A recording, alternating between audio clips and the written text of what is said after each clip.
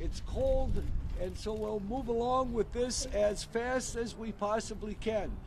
But today I'm joined by some great people who care deeply about the city of Milwaukee and its future.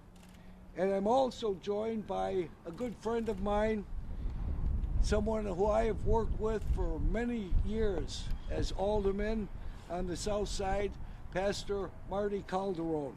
We'll hear from Pastor Marty shortly. And we're here to announce my neighborhood revitalization plan.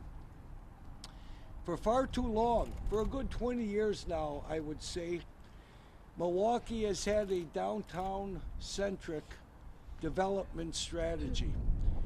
Now, every one of us here, and I'm certain most every citizen throughout Milwaukee, wants a vibrant, prosperous, exciting downtown. That goes without saying. But we can't do that at the expense of our neighborhoods. And sadly, I believe that has been the case. We have neglected our neighborhoods across Milwaukee. And Milwaukee has always been known as the city of neighborhoods. We need to ensure that we do our absolute best to ensure that our neighborhoods are thriving, are prosperous, are safe. And so I've offered this strategy today. I would urge each of you to get the details. You can go to my website, bobdonovanformayor.com. I've also handed out a couple copies to members of the media. This particular strategy involves economic development, public safety, housing, and quality of life, which is so vitally important and something that has been diminished over the last many years, sadly, in our community. Whether we're faced with the reckless driving or the record-breaking homicides or stolen vehicles, whether we have lost good-paying jobs in this community, all of those things that are so critical to address. And I would also say this, one of the things that people have often said, our downtown is the heart of our community. Well, if that's the case, then our neighborhoods are most certainly its backbone. And without strong neighborhoods, and just like a human backbone can break under too much weight, so too the weight of rising crime and lawlessness and joblessness and homelessness and hopelessness are impacting our neighborhoods and this entire city. So with that, I'd like to bring up a good friend, Pastor Marty Calderon. He's got a few words to say. Marty? There you go. Thanks. Thank you all. Thank you, Bob. So you used to call him Alderman Donovan. What an honor to be here, being able to stand next to a man of integrity, a man who will change the city when he's in office as the mayor. I've worked side by side with Bob Donovan for many years. We have gone into neighborhoods that where crime was infested, and by us being a beacon for that neighborhood and being able to build relationships with people in that neighborhood, we were able to see neighborhoods change, and that was by the work of Bob Donovan in his automatic district, and being able to provide resources for us to be able to be there for people in the community.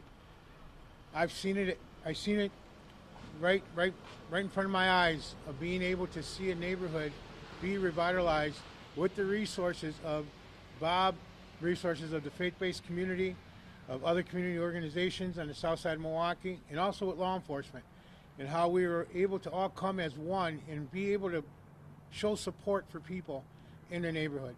And then not only do we see such a change in the neighborhood, we started to see then people within the neighborhood take responsibility and pride for where they live. And this is the man to get the job done.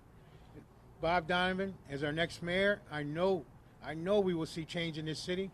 I have faith in his plans. I have faith in him working side by side again, with the faith-based community, with community organizations, law enforcement, and many other entities. So I say, Bob Donovan, people, if you're hearing us right now, look into his plans, look into his outcomes, look into the things he has accomplished as his terms as alderman.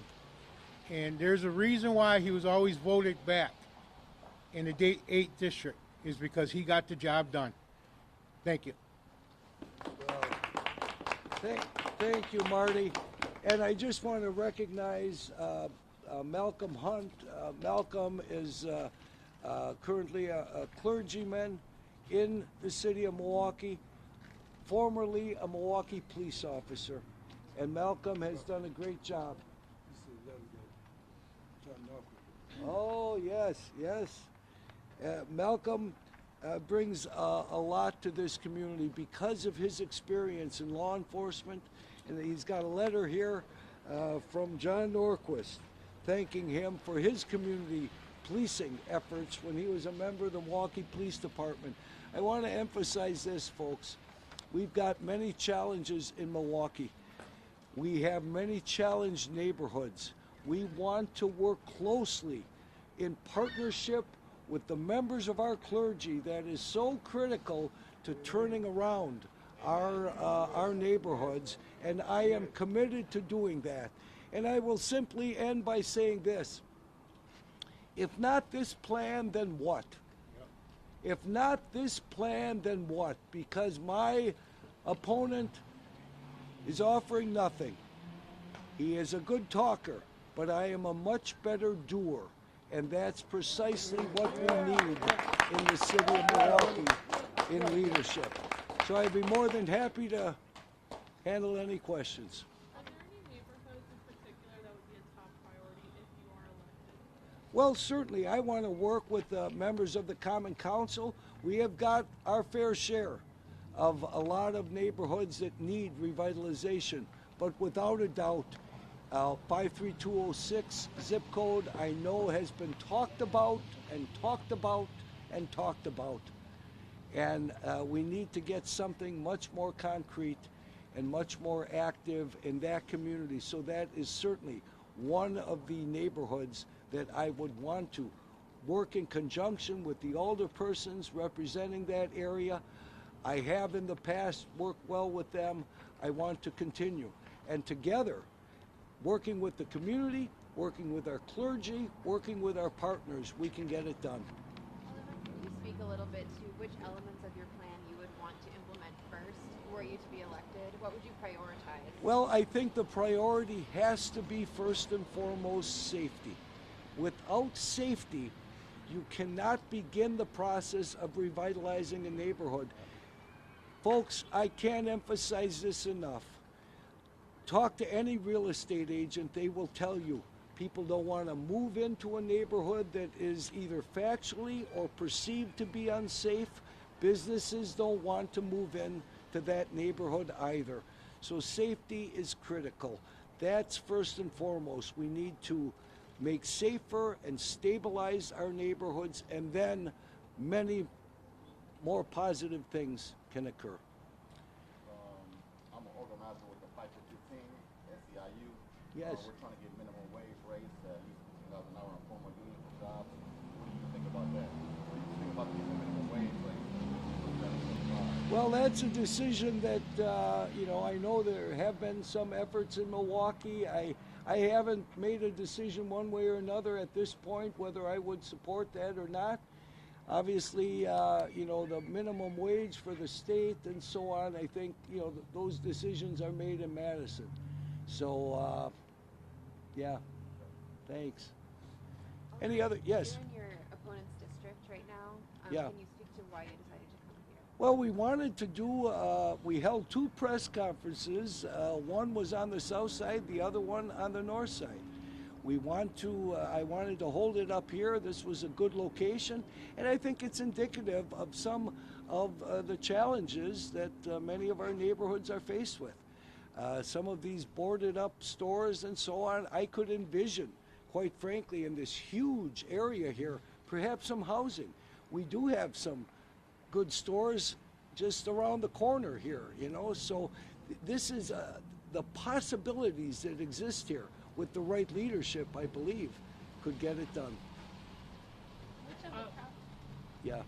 which of the council members have supported you running for mayor?